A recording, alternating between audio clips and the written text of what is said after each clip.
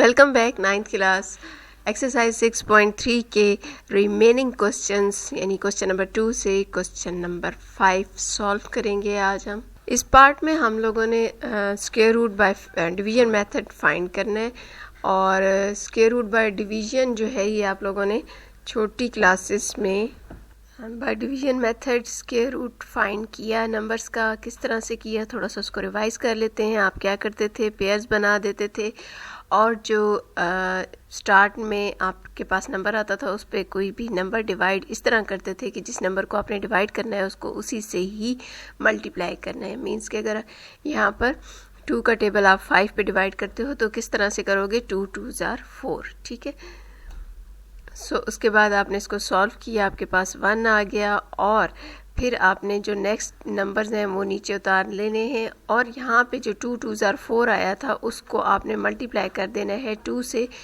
और आंसर जो आएगा वो आंसर आपने लिख देना है नेक्स्ट के सामने। अब आपने इस 4 को डिवाइड कर देना है 1 पे, तो आप डिवाइड नहीं कर सकते, किस पे करोगे, 1 के साथ मिला लो 2 को तो 12 आ जाएगा। 4 3s are 12 होता है, सो आप 3 से मल्टीप्लाई करोगे, यहाँ पे आप लिखोगे 3 और इसको सॉल्व करने के लिए इसके नीचे भी आप लिख दोगे 3। इन दोनों को आप सॉल्व करोगे मीन्स के 3 3s are 9 और 3 4s are 12, आपके पास 129 आ जाएगा।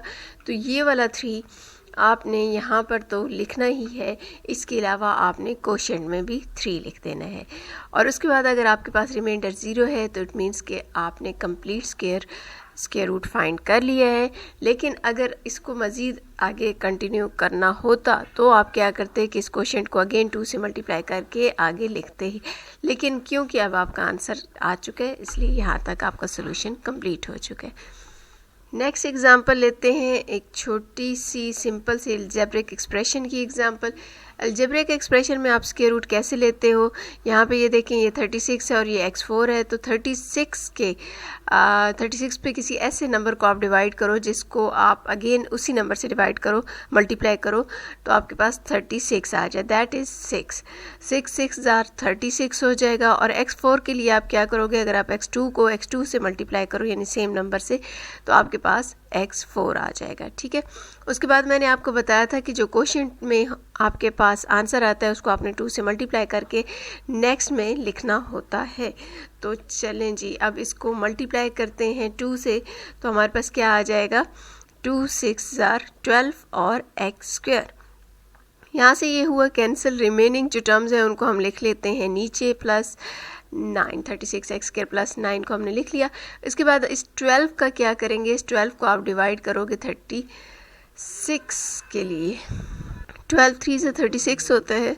यहाँ पे आपको चाहिए माइनस 3 से आपने मल्टीप्लाई किया, सो 3 3s are 9 और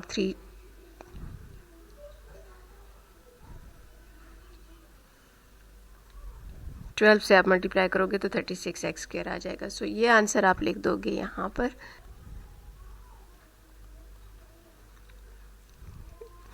क्वेश्चन में भी हम इस -3 को लिख लेते हैं और इस तरह से साइन चेंज करने से हमारे पास रिमाइंडर क्या आ जाएगा, 0। तो इट मीन्स कि आपका आंसर यानी स्क्वायर रूट क्या आया, 6x² - 3, 36x⁴ minus 36x² plus 9 का स्क्वायर रूट आपके पास क्या आ गया, 6x² - 3। चलें जी एक्सरसाइज की जानिब चलते हैं। एक्सरसाइज की क्वेश्चन नंबर 2 से हमने स्टार्ट करना था, तो क्वेश्चन नंबर 2 को देख लेते हैं क्या है इसमें। क्वेश्चन नंबर 2 में है कि डिवीजन मेथड यूज़ करते हुए आपने इसका स्क्वायर रूट फाइंड करना है। तो इसका स्क्वायर रूट फाइंड करने के लिए फर्स्ट टर्म को आपने देखा 4x² था, 4x² को आपने 2x पे डिवाइड किया क्योंकि 2x मल्टीप्लाई कर 4x² आ जाएगा, कैंसिल हुआ और नेक्स्ट टर्म्स जितनी भी हैं उनको आपने यहाँ पर लिख लेना है। उसके बाद क्वोशंट में 2x जो था उसको 2 से मल्टीप्लाई करने के बाद 4x आ जाएगा जो कि आप नेक्स्ट में लिख लोगे और नेक्स्ट में आपने इसको डिवाइड करना है, जो फर्स्ट टर्म है इसको डिवाइड करना है 4x पर, तो आपका आंसर क्या आ जाएगा, 3y। 4 3s are 12 और एक आपको y चाहिए तो प्लस 3y मज़ीद आपको चाहिए, सो इसमें आपने प्लस 3y लिख कर इसको मल्टीप्लाई करके और यहाँ पे इसका आंसर लिख लेना है। मज़ीद इसको सॉल्व करना है, कैंसिलेशन करनी है। हाँ, यहाँ पर एक चीज़ का बच्चों बहुत ख्याल रखिएगा कि जैसे यहाँ पे आपके पास 9y² आया था तो नेक्स्ट टर्म जो थी वो 16x थी, उसके नीचे आप 9y² नहीं लिखोगे क्योंकि वेरिएबल चेंज है, यहाँ पर x है और यहाँ पर y² है। सो आपने 9y² वहीं लिखना है जहाँ आपके पास y² हो, ठीक है। y² के नीचे ही y² की टर्म लिखनी है, ओके। कैंसिलेशन करेंगे और रिमेनिंग टर्म्स को आप नीचे लिख लोगे, ठीक है। उसके बाद यहाँ पे आपके पास 3y जो आया था उसको आपने क्वेश्चन में भी लिख लिया और अब आपके पास 2x + 3y क्वेश्चन में आया है तो इसको क्या करेंगे, अगेन इसको मल्टीप्लाई करेंगे 2 से मल्टीप्लाई करने के बाद इसको नेक्स्ट में लिखेंगे तो क्या आ जाएगा 4x + 6y। अब फर्स्ट टर्म को फर्स्ट जो है टर्म से डिवाइड करेंगे तो 16x / 4x करेंगे तो दैट विल बी 4, ठीक है। तो आपने +4 से इसको मल्टीप्लाई कर लेना है। जब आप +4 से इसको मल्टीप्लाई करोगे तो आपके पास ये आंसर आ जाएगा और वही +4 आप क्वेश्चन में भी लिख दोगे तो इस तरह से ये आपके पास क्या आ जाएगा, स्क्वायर रूट आ जाएगा और स्क्वायर रूट के साथ आप क्या मेंशन करोगे, +-। नेक्स्ट क्वेश्चन की जानिब चलते हैं। नेक्स्ट क्वेश्चन की फर्स्ट टर्म है x² / y², तो आप x/y को अगर x/y से मल्टीप्लाई करोगे तो आपके पास x² / y² आ जाएगा। साइन चेंज करने से ये हो जाएगा कैंसिल और रिमेनिंग टर्म्स को आप लिख लोगे नीचे, ठीक है। उसके बाद आपके पास फर्स्ट टर्म क्या है 10x/y, लेकिन उससे पहले जो आपने डिवाइड किया था क्वोशिएंट में आपके पास जो x/y आया था उसको आपने 2 से मल्टीप्लाई करके यहाँ पे लिख देना है 2x/y। अब आपकी जो फर्स्ट टर्म है 10x/y उसको आपने 2x/y से डिवाइड करना है। जब आप डिवाइड करोगे तो आपके पास आंसर क्या आएगा, -5। सो आपने -5 से इसको मल्टीप्लाई कर देना है, ठीक है। जब आप -5 को इन दोनों टर्म्स से मल्टीप्लाई करोगे तो आपके पास ये आंसर आ जाएगा। इसके बाद इसको सॉल्व करेंगे, यहाँ पे ये हो जाएंगे कैंसिल। 27 - 25 क्या हो जाएगा, 27 - 25 आ जाएगा 2 - 10y/x आप यहाँ लिख लोगे और y² / x² आप यहाँ पे लिख लोगे। इसके बाद आपने क्या करना है, अब आपने क्वोशिएंट की जानिब जाना है। क्वोशिएंट में था x/y -5, उसको आपने 2 से, पूरे क्वोशिएंट को आपने 2 से मल्टीप्लाई करके यहाँ पे लिख लिया 2x/y - 10। अब अपनी पहली टर्म को डिवाइड करेंगे 2x/y से तो आपके पास क्या आ जाएगा, y/x, ठीक है। सो आपने y/x से मल्टीप्लाई कर लेना है इस पूरे एक्सप्रेशन को और इस तरह से आपके पास आंसर ये आ जाएगा। तो कैंसिलेशन करेंगे तो आपके पास रिमाइंडर क्या हो जाएगा, 0। यही y/x आपने क्वोशिएंट में भी लिख दिया। तो इस तरह क्वोशिएंट में जो कुछ भी है वो आपका क्या है, स्क्वायर रूट आ चुका है जिसके साथ आप +- मेंशन कर दोगे।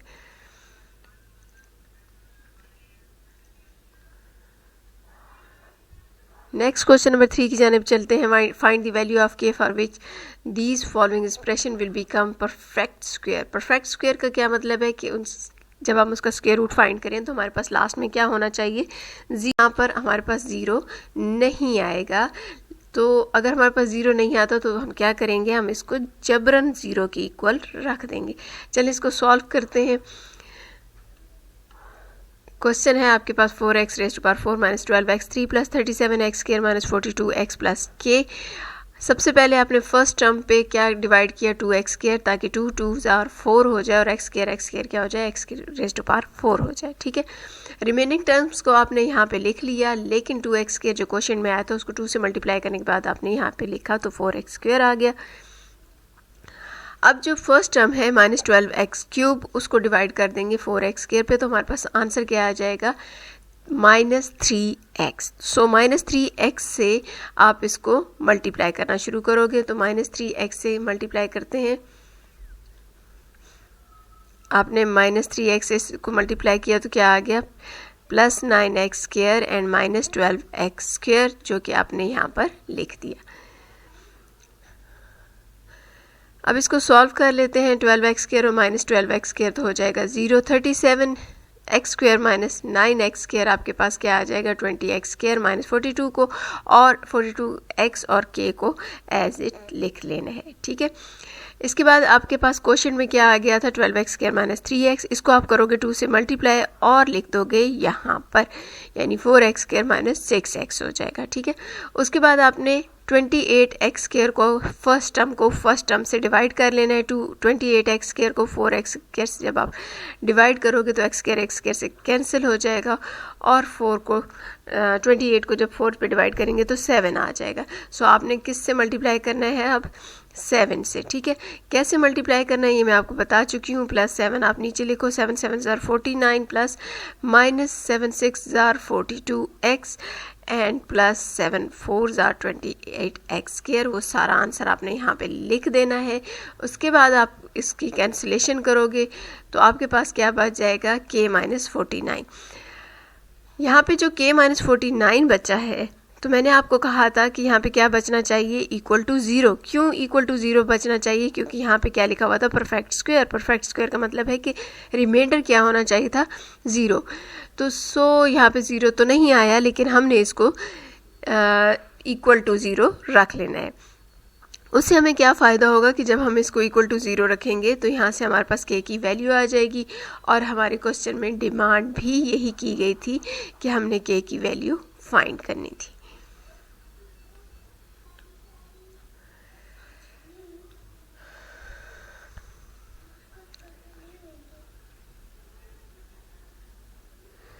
नेक्स्ट क्वेश्चन नंबर 4 में देखते हैं। यहाँ पे आपने सेम प्रीवियस क्वेश्चन की तरह, जैसे कि वहाँ पे k की वैल्यू फाइंड करनी थी, यहाँ पे l एंड m की वैल्यूज़ फाइंड करनी है। और आपको यहाँ पे भी बताया गया है कि ये एक परफेक्ट स्क्वायर है, यानी इसका रिमाइंडर क्या होना चाहिए? =0 होना चाहिए।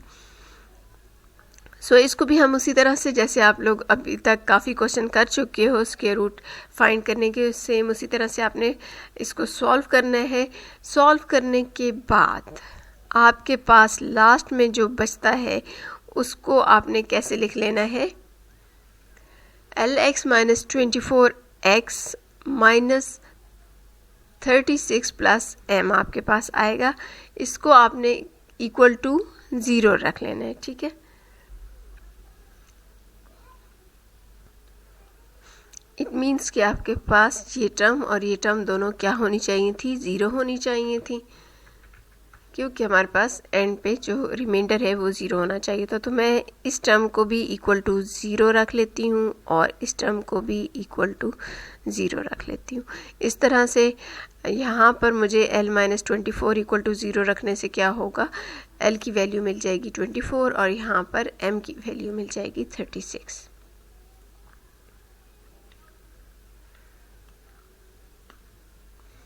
नेक्स्ट क्वेश्चन नंबर 5 को देखते हैं। क्वेश्चन नंबर 5 में ये पूछा गया है कि परफेक्ट स्क्वायर बनाने के लिए इसमें क्या ऐड, क्या सब्ट्रैक्ट और क्या ऐड और क्या सब्ट्रैक्ट करना चाहिए। तो इस क्वेश्चन को भी आपने सिंपल उसी तरह से सॉल्व कर लेना है। लास्ट में आपके पास जो बच जाएगा रिमाइंडर, आपके पास क्या होना चाहिए? परफेक्ट स्क्वायर की वजह से आपके पास यहाँ पर रिमाइंडर में 0 होना चाहिए था।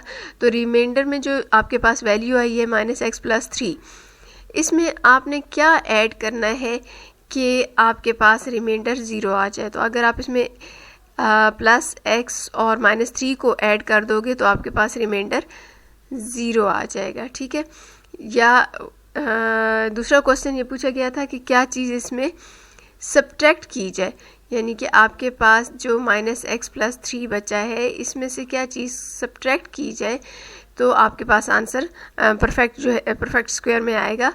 तो उसके लिए आप क्या करोगे कि अगर आप यहाँ पर -x लिख दो तो माइनस और माइनस क्या हो जाएगा? प्लस, और प्लस x और माइनस x हो जाएंगे कैंसिल। सो यहाँ पे मैं -x लिख देती हूँ और यहाँ पे +3, और इसको अगर आप सॉल्व करोगे तो क्या हो जाएगा? यहाँ minus minus plus, plus x और माइनस x हो जाएंगे कैंसिल।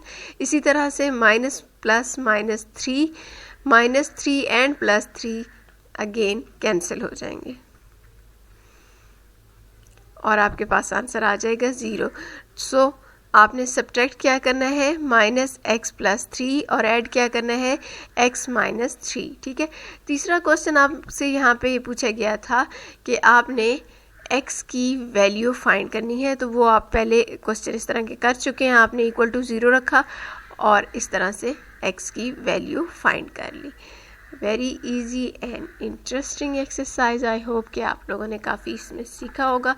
अच्छी सी प्रैक्टिस कीजिएगा। अल्लाह हाफिज़।